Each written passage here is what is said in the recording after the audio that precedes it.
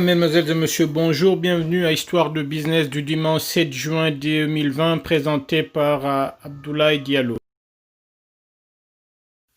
Mesdames, Mesdemoiselles et messieurs, bonjour. Merci d'avoir choisi Abdoulaye Diallo pour les conférences intitulées Histoire de business.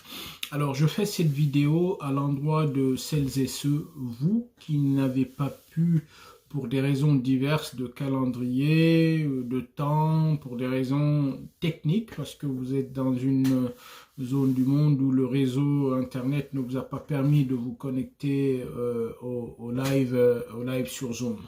D'accord, donc je fais cette vidéo là rapidement pour vous faire parcourir la thématique donc sur l'imagination que on en a bien voulu aborder donc le dimanche 7 juin. D'accord, donc histoire de business d'abord, c'est un concept que nous avons initié, il y a une raison d'être derrière. C'est vraiment l'envie de conduire à la fois les individus, les aspirants leaders, les leaders à s'améliorer constamment à travers l'inspiration, d'accord, l'inspiration que l'on retire de l'activité des autres, d'accord. Comment on le fait? Comment on essaie d'inspirer? C'est qu'on a une démarche qui consiste à synthétiser les expériences des grands entrepreneurs, partager les pensées délivrées par elles, à la fois aussi des leaders publics, etc., à travers le monde, de toutes les cultures, d'accord, pour les porter à votre connaissance, à la connaissance de notre auditoire, d'accord. Donc, aujourd'hui, on a le plan de la conférence s'articule autour de quatre éléments. Le premier élément, c'est les caractéristiques traditionnelles du businessman. Deuxième élément, c'est le fait que le bon businessman, il est considéré comme étant chef créateur. En fait, ça, c'est des concepts qui s'articulent autour de la pensée de Léonard Rosenthal. Alors, qui c'est Léonard Rosenthal? Léonard Rosenthal, c'était un riche commerçant juif et qui a écrit ce bouquin-là que je vous montre, qui s'intitule L'esprit des affaires. C'est un bouquin, si j'approche, c'est les éditions Payot à Paris, c'est un vieux bouquin. Il a été édité en 1925 et c'est un bouquin quasi centenaire que je tiens entre mes mains. Et c'est un bouquin que j'ai eu par la gentillesse de mon papa. Donc, je l'ai eu il y a plus d'une dizaine d'années. Et lui, mon papa, il l'a acheté, je pense, en 1987, dans une brocante bruxelloise. Voilà. Donc, je vais vous montrer voilà, donc l'année d'édition du bouquin, c'est marqué 1925 si vous le voyez en bas. Et actuellement, ça c'est la signature de mon père, parce que mon père a cette habitude où quand il achète des bouquins, il les signe et il les date.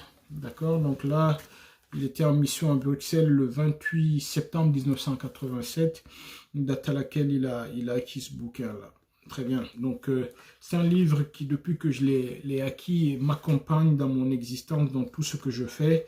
Il m'a beaucoup aidé dans ma démarche de lancement, d'inspiration. Il m'a beaucoup inspiré, pardon, dans ma démarche de lancement du cabinet AD Consulting. D'accord? Donc,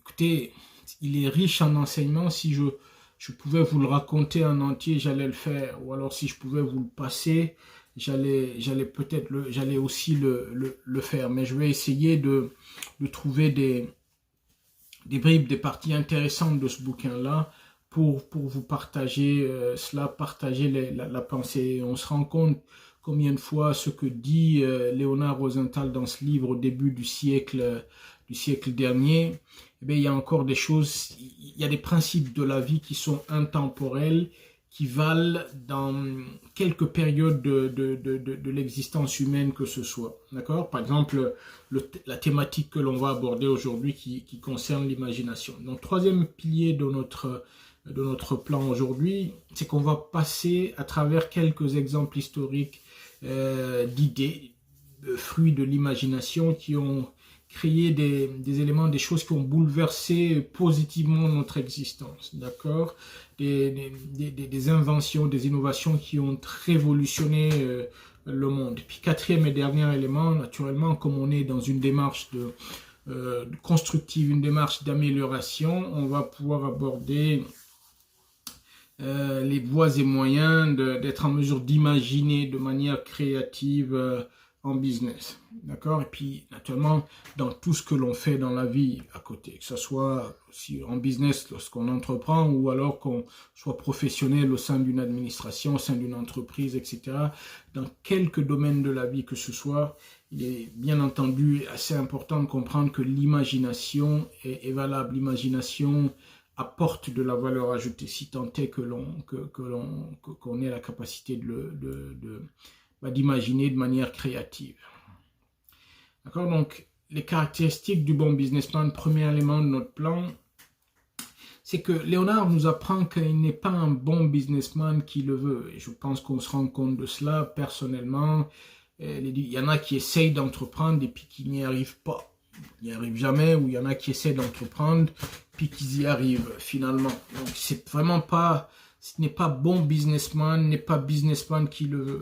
Ça suffit pas de pouvoir louer un local, un endroit, d'amasser des marchandises, de pouvoir recruter du personnel, des comptables, des commerciaux, etc. D'accord? Ça ne suffit pas. Hein, pour être ce businessman qui contribue à la prospérité publique, ça là ne suffit pas. Ça ne suffit pas aussi pour être un businessman de pouvoir connaître son produit, le produit que l'on vend. Alors de pouvoir connaître les services que l'on offre. Alors il faut au businessman à la fois des qualités assez générales, on vient de les citer, bien qu'elles ne suffisent pas. Puis il faut aussi des qualités exceptionnelles et on va pouvoir le voir à la suite de cette conférence-là. Donc, parmi les qualités exceptionnelles qu'il faut au businessman, naturellement, c'est le fait que le businessman doit être un chef créateur. C'est extrêmement important. Là, un bon businessman doit être un chef créateur, quelqu'un qui innove. Il innove dans les biens et services qu'il offre. Il innove dans ses processus, dans sa manière de gérer ses services, dans sa manière de vendre ses biens et services, dans sa manière de faire comprendre aux clients potentiels, l'intérêt qu'ils doivent avoir à faire affaire avec lui. D'accord? Donc, pour bien vendre, là, le bon businessman doit être en mesure de manier les hommes et donc remuer les idées dans son esprit. Pour réussir durablement, il est important que le bon businessman ait la faculté de concevoir et de créer. Je veux dire, aux États-Unis aujourd'hui, quand on fait des cours de leadership, il est très rare que l'on ne voie dans ces cours de leadership des formations en design, donc marketing, design, des formations en conception. Donc, c'est très important. Récemment, sur Coursera, j'ai personnellement fait une formation en leadership auprès de l'université de Northwestern aux États-Unis. Et on avait un cours en design, en conception, en réflexion pour concevoir quelque chose. Et moi, je me rappelle avoir choisi le devoir que j'ai fait à l'époque sur la réorganisation d'un supermarché que je fréquente aux environs de Montréal avec mon épouse. Donc j'ai dû redéfinir le plan de circulation à l'intérieur, j'ai dû designer un nouveau modèle d'affichage des produits pour pouvoir fluidifier la circulation, ordonner la circulation des clients au sein du supermarché, parce que le supermarché est victime de son succès, c'est qu'il a des prix extrêmement intéressants, abordables, avec des produits de qualité, donc pas assez de magasins, donc tout le monde a tendance à se ruer là, et puis ça devient achalandé, entre guillemets, ça devient crowded. Il est très important donc pour la direction générale de pouvoir réfléchir à quelque chose qui améliore l'expérience de la clientèle, d'accord? Donc, en fait, pour réussir durablement, il faut au bon businessman la faculté de concevoir et de créer, que l'on appelle l'imagination. C'est très important. Peu importe le secteur d'activité de l'homme, l'imagination est la vertu cardinale, est la vertu la plus importante, nous apprend le grand commerçant de perles juif du début du XXe siècle. En business, l'imagination se rapporte à l'importance primordiale de l'idée.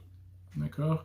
Donc, l'imagination, il le dit dans son bouquin, c'est l'étincelle divine qui illumine, qui anime, illumine l'humanité. D'accord? Donc, l'imagination, c'est la cellule créatrice de progrès, de beauté, d'esthétique, de bonté. Donc, c'est quelqu'un qui a consacré quelques lignes dans son bouquin sur l'imagination. Il a saisi l'importance de ce que cela représente. Et je pense que dans le commerce, c'est très important dans la manière de promouvoir ses produits, dans la manière de faire connaître, de se faire connaître, ou la manière de se distinguer dans l'offre que l'on fait. Par exemple, souvent, je discute avec des personnes qui me disent « Ah, je veux entreprendre dans tel secteur, je veux envoyer tel produit à vendre en Guinée, mais malheureusement, il y a déjà 1, 2, 3 personnes qui le font. » Mais non, moi je leur dis toujours, ce n'est pas parce qu'il y a 10, 20, 30 personnes qui se trouvent dans le même secteur d'activité que vous allez vous décourager dans ce que vous faites. Je veux dire, soyez plus stratégique, réfléchissez, regardez, analysez les forces et les faiblesses de ces concurrents-là. Regardez ce qu'ils font bien et regardez ce qu'ils font moins bien ou qu'ils ne font pas du tout. Et vous faites une offre de service qui corrige cela. D'accord? Donc, généralement, quand on le fait, on arrive à s'en sortir. D'accord? Par contre, ce qu'il faut comprendre aussi, c'est que l'imagination, c'est un capricieux mystère de l'âme humaine. C'est que l'imagination ne se manifeste pas n'importe comment. Donc, il y a des moments précis où elle est prolifique, il y a des jours, des heures où elle fonctionne, puis il y a d'autres jours et des heures où ça ne marche pas. Généralement, elle se déclenche à des moments où l'on ne s'y attend pas. Il y a un grand homme d'affaires, là, Richard Branson, que on doit connaître. J'ai lu son bouquin « Everything I Know About Leadership », tout ce que je sais sur le leadership, où il explique être tout le temps muni d'un carnet et d'un crayon, d'un stylo, parce que à n'importe quel moment, il peut avoir une idée qui germe dans sa tête et il est obligé, parce que je pense qu'il est dyslexique, il le reconnaît lui-même, il est obligé il mentionne, il est tout le temps en train de mentionner les idées parce que ça bouillonne dans sa tête et ça peut lui tomber dessus au milieu de la nuit. Et quand il se couche, il a une discipline, c'est qu'il met le petit carnet, le petit crayon à côté, parce que quand l'idée lui vient, il se lève tout de suite et hop, il note, d'accord? Donc là, on va voir quelques exemples là, historiques qui ont vraiment bouleversé là, dans le bon sens l'existence de l'âme humaine. Là, on est arrivé au troisième pilier de notre présentation. Premier exemple dont je souhaitais vous parler dans le cadre de cette conférence, c'est la maîtrise du feu. Je veux dire, il y a 500 000 ans, l'homme a une idée géniale. Alors, je ne peux pas vous expliquer, naturellement, les historiens peut-être, hein, mais j'ai fait des recherches, il y en a qui n'ont pas été en mesure de trouver les circonstances par lesquelles ni la personne, son nom, l'heure, la période à laquelle le feu a été découvert. Mais la découverte du feu et son apprivoisement a été un tournant important dans notre évolution humaine. D'accord? C'est une idée qui découle de l'instinct de survie de l'homme. D'accord? C'est une idée le feu, qui a donné des moyens formidables à l'être humain. Ça lui a permis, par exemple, de cuire ses aliments, de griller ses aliments. Vous vous rendez compte? Sans le feu, qu'est-ce qu'on serait devenu sur Terre?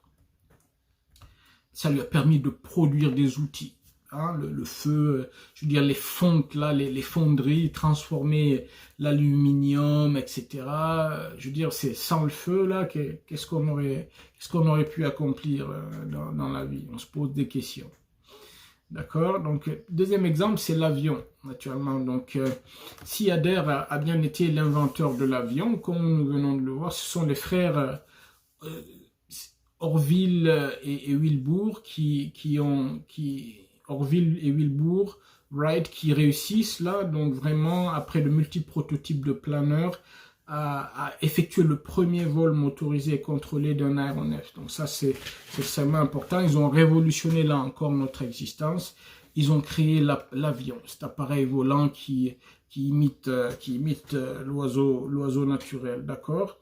Donc oui, c'est important, on dit qu'il faut observer autour de soi, il faut regarder. Bon, ces gens-là ont observé les oiseaux, ils ont vu comment les oiseaux volent, bon, ben, ils ont essayé d'imiter et ils sont parvenus. Donc quand on regarde, par exemple la dernière fois sur YouTube, je regardais un documentaire sur l'A380, comment est-ce que les ingénieurs ont pu s'inspirer des exemples de la nature pour apprivoiser le gigantisme de l'A380, en faire un oiseau normal, un avion qui transporte presque plus de 800 passagers, avec son gigantisme, son envergure. Comment ils se sont inspirés de l'aigle et de la manière dont l'aigle gère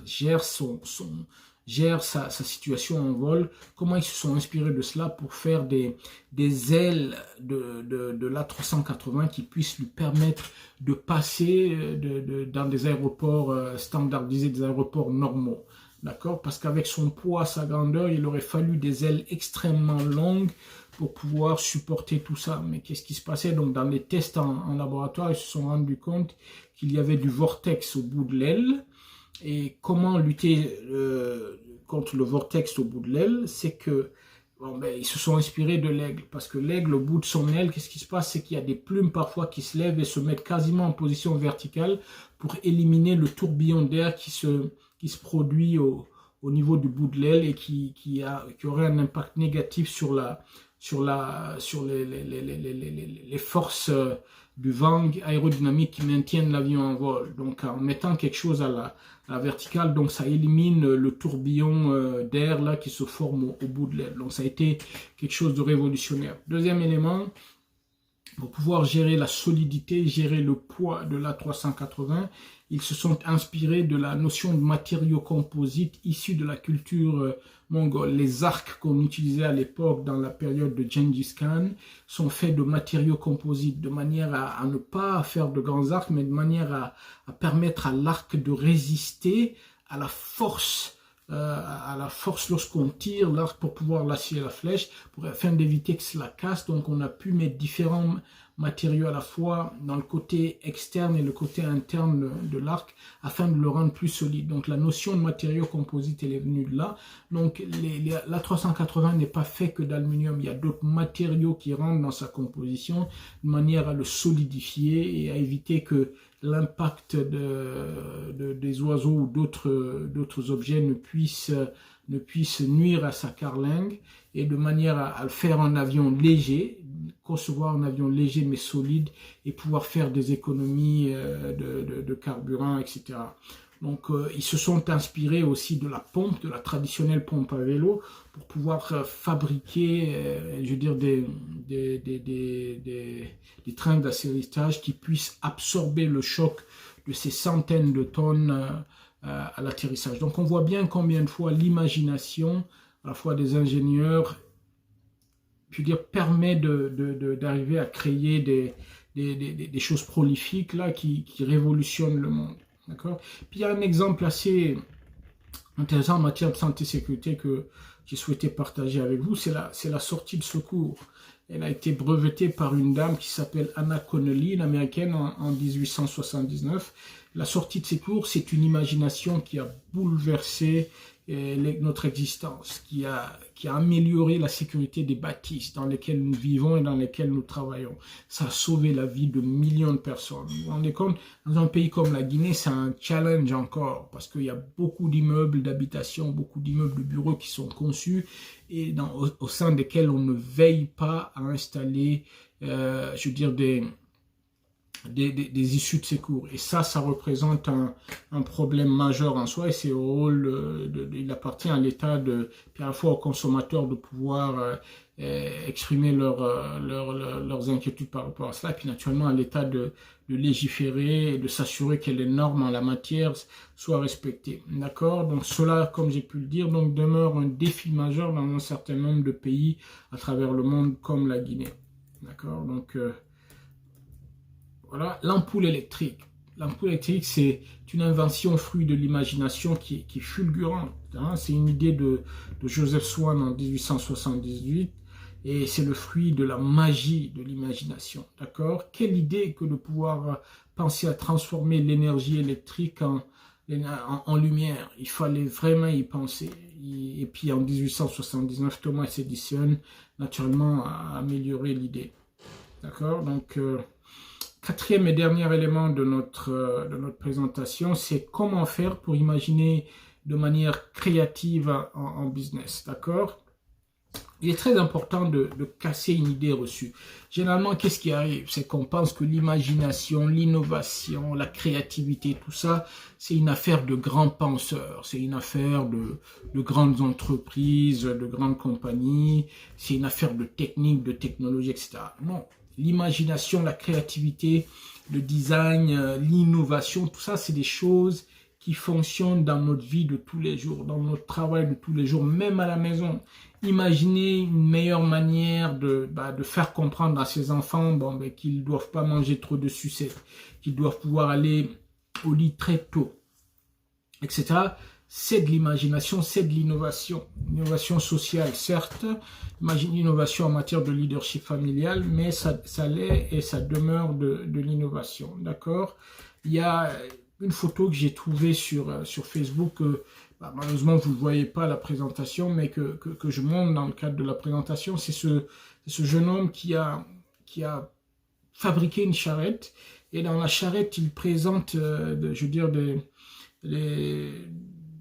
tous les éléments, tous les produits que les femmes vont acheter au quotidien au marché.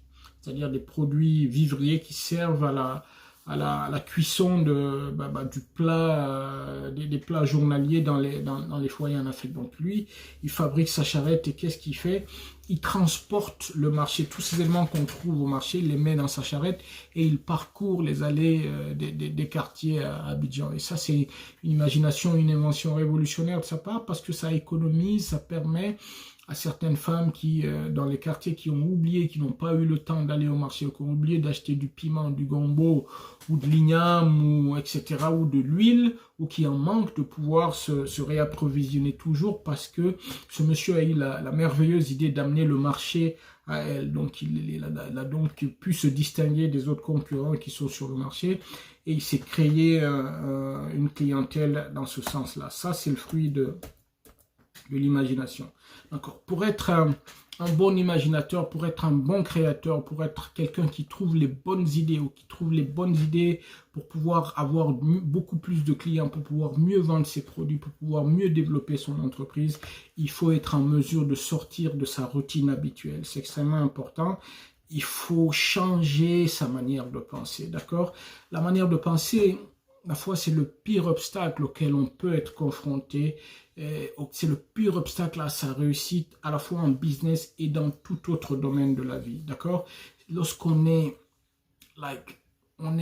je veux dire, très, je veux dire, orienté là dans sa manière de penser, sans pouvoir laisser le libre cours à de nouvelles expériences, c'est pas bon, ça paralyse la pensée, ça entrave le progrès, ça freine le développement de la puissance créatrice en tout domaine là. Il faut que vous soyez ouvert aux idées nouvelles, il faut que vous soyez vraiment, que vous combattiez en vous, que vous combattiez au sein de vos organisations, au sein de vos entreprises,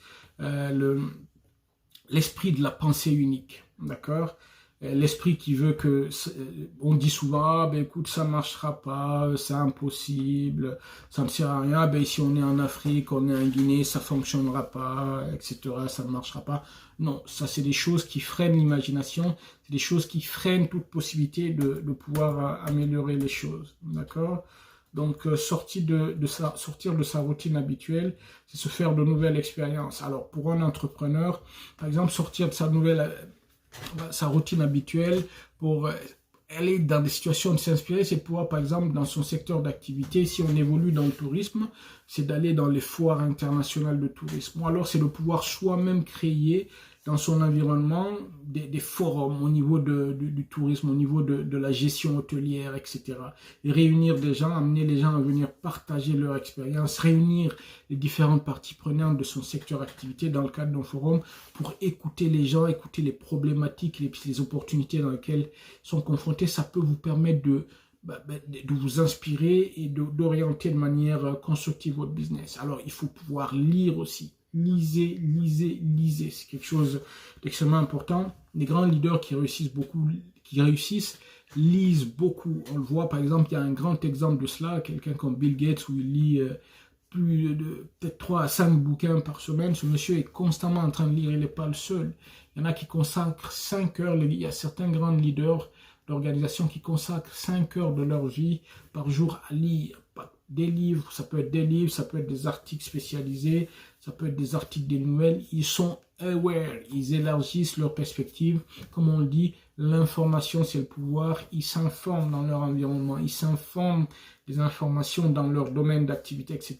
pour s'assurer d'être au même niveau, d'être à la page et mieux. Ces informations qui glanent les inspirent au quotidien à améliorer leur manière de faire, leur manière de travailler. Donc, il faut aller dans de nouveaux endroits. Il faut être curieux pour être quelqu'un qui imagine de manière prolifique, quelqu'un qui imagine, qui crée, qui apporte, dont l'imagination apporte de la valeur, lui crée de la valeur, lui apporte de la croissance, je veux dire, génère de l'argent. C'est une personne qui aime, qui est curieuse, qui aime aller dans de nouveaux endroits, qui aime rencontrer de nouvelles personnes. C'est une personne qui, par exemple, si elle est homme d'affaires, qui crée des cercles, des réseaux des hommes d'affaires de son secteur, ou qui même est assez curieuse pour aller voir dans d'autres secteurs d'activité des sources d'inspiration. Si on est dans le secteur du tourisme, aller voir dans le secteur industriel, qu'est-ce qu'on peut essayer de tirer dans la manière de fonctionner d'une industrie, d'une usine, que l'on peut rappliquer dans le domaine de l'hôtellerie pour pouvoir améliorer la productivité des employés, par exemple. C'est extrêmement